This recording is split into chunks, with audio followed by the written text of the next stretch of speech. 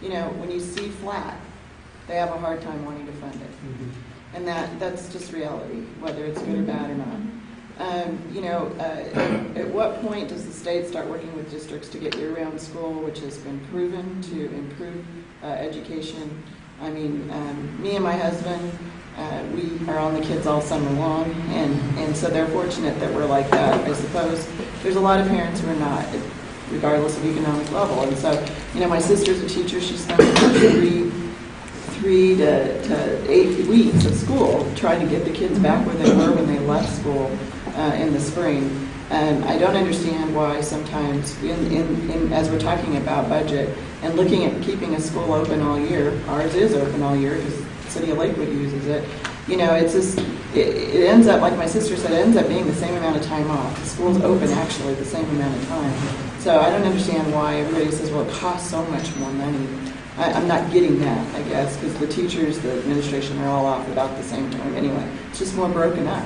And it's going to help our scores, and then maybe we can convince some of these folks who don't want to vote for a bail bond to say, okay, I see it. I see some improvement. Let's fund it. Another thing I want to ask is choice. It's such a bad thing to say out loud in the state of Colorado. I can't remember when we voted on it because I was out of the state at that time. I did not go to school through choice. You went to your neighborhood school. How much does that cost our state, the whole choicing mechanism? And I wonder that because I don't think it's doing what it was intended to do. I think that it helped white flight. It helped those kids who didn't want to get bused to that other school, quote unquote. And now it's a great boon for sports coaches because they can go out and actually give the students the athlete that they want instead of let's focus on school and learn how to be a good sports person for when you do go to college.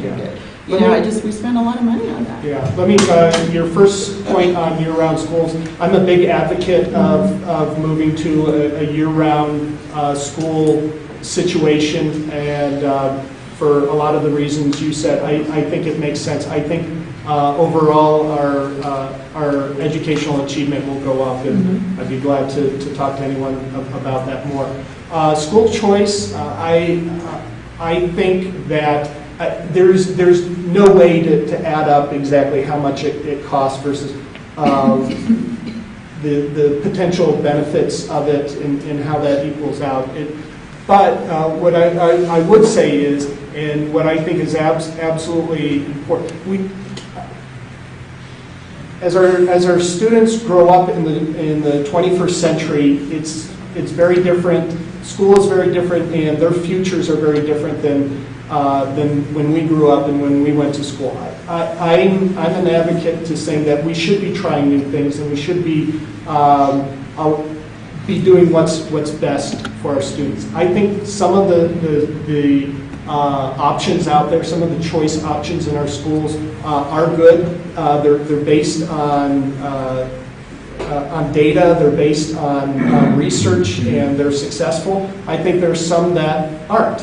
And I think that at the end of the day, we need to be doing what is found based on research and data to be effective, that is actually improving the scores of our students.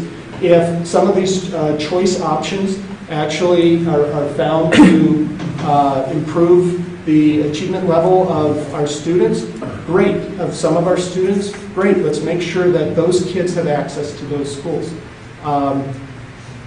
At the same time, I think that there are huge advantages to having a school in every neighborhood that many, if not most of the kids in that neighborhood attend, and that there's this connection, this community-wide network and web connection with that school, from the kids, the parents, the grandparents, all seeing that as a community center. But at the end of the day, I think, as long as every school is accountable for what they are doing and their students' performance, and that they are an asset to the community, great. But I think a lot of people say, oh, well, I had a problem at this school, so yeah, I'm yanking my kids and I'm just going to go try something else. I think if more people spent a bit of time working on whatever their issue is at that school, they could, with half the effort, you could actually improve your local school before, potentially taking kids out of a community center. So, Is there another question? We're gonna. yes, sir. Status of daylight saving times change? Daylight savings time change. It's interesting, the bill that is still out there is in the Senate, so I haven't seen the exact bill, but what my understanding is it would we would move away from daylight savings time. We would be like Arizona and Hawaii and just stay on real time all year round. And this is certainly a nonpartisan issue. I've heard pretty emotional testimony and got emails from people on both sides of this, very passionate about it. What do you think? I mean, I'm pretty neutral on it at this point, but I don't like change. so do you not want to change twice a year going into the future, or you don't want this change to get rid of daylight savings? Twice a year, I don't want to change. Yeah. With 3 young kids at home, the springing forward is not a fun time in the Kerr household. So okay, just let me ask real quick: how many people would like to see us get rid of daylight savings time? And how many people would like to keep it the way it is? Well, that gives me something to do. The third one is to stay on daylight saving times all the time. Yeah. Well, that's what I'd like to see. Yeah. Andy, thank you so much for being here. We should really look carefully at that program, because though it was implemented in the 70s that we have bilingual education, it really truly is not, because the Orientals and the people from Europe, et cetera, do not have curriculum based on their language to start school. It is strictly on the Spanish curricula. And the money that is spent for that has got to be huge. I saw it. We didn't have that so much in the 80s, in the beginning, mid-80s, because they had really pushed for it. But it is so strong now, and the money that is spent on curricula, and the other thing to really consider about this is that many of the non-U.S. or non-American English-speaking teachers have an accent that is difficult to understand. Those people are very fine people. They're wonderful. They do the best they can teaching, but it is in another language. And the Orientals, who are not the bottom feeders, are doing very well on scores, as are other ethnic groups. But if you look at the scores that can't be refused, they are not doing well. So I would hope that the budget people would look very carefully at this and see where the money is going. Thousands and thousands of dollars are going into curricula. So now one more. We'll switch. Has the Bureau of Prison Systems been cut in the state of Colorado? Yes, and this is a recent phenomenon, and there's actually 2 things. And you've probably seen on the news, I know NPR, yes, I actually listen to NPR.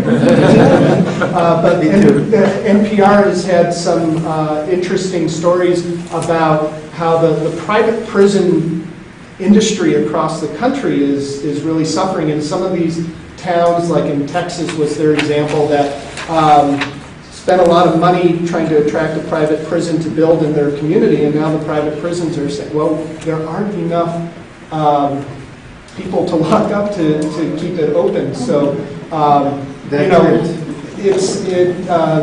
recidivism rate has actually started declining, and this is going against what a lot of sociologists and economists predict. In an economic downturn, usually you tend to see more crime happening, but I think a lot of part of it is that there were so many laws passed and we were locking up so many people that there weren't that many people to be committing crimes anymore. So for good or bad, that's part of what happened there, I think. But also, I think we've actually gotten really good at funding recidivism programs so that if somebody does make a bad choice, ends up in prison, goes there, but they are able to be rehabilitated, that they actually get involved in one of those programs and they don't end up in prison again. That's always been the big thing, is once someone went to prison, even once they were let out, the odds of them going back to prison have always been really high. That has really been drastically decreased.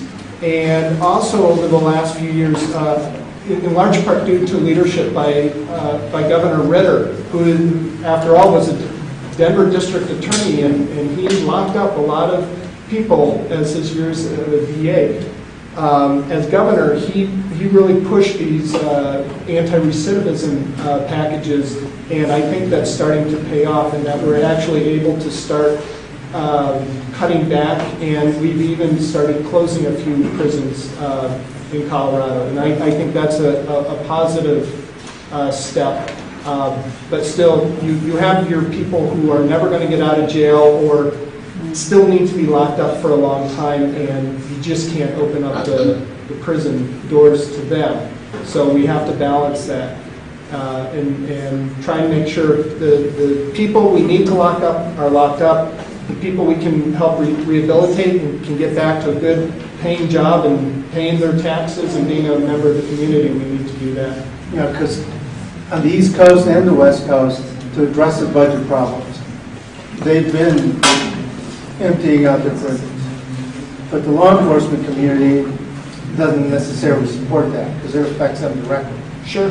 But that would be another consideration Colorado could take up instead of cutting education. Yeah, and absolutely, it's much less expensive to educate a 10-year-old than it is to lock up a 20-year-old. And the problem is that educating the 10-year-old, we won't see that savings for 10 years. When they're not in prison in 10 years, that's a savings we realize in 10 years, but unfortunately we have our $500 million in cuts to make this year. So we just need to balance them. Thank you very much, and I'll be sticking around to the end, so if you have any particular questions, really appreciate it. Thanks. Thank you. All right, I want to thank Representative Kerr.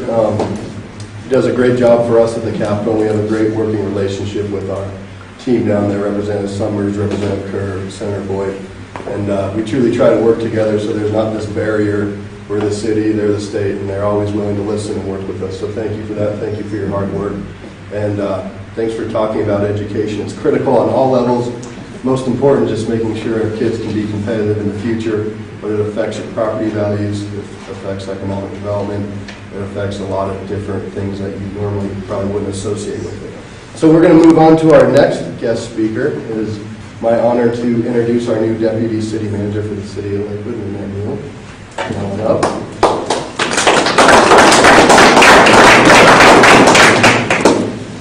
Hello, everybody. Hello. I joined the city on January 4th as a Deputy City Manager, and so when Adam asked me to come, I was more than happy to. I've spent my first 3 months here just ingesting the culture at the City of Lakewood, which is a wonderful culture of employees. I live in the City of Lakewood. I live just north of Belmar, and I've lived there for about 12 years. And I moved to Colorado in 1981 and landed in Waterside Apartments that was in Lakewood. And then I moved to Big Beach for a little bit. I want to give you a little background, and my hope is in the future I can come back with more content-rich items where it help you out as I help city council and the city manager. I report directly to the city manager. City manager's office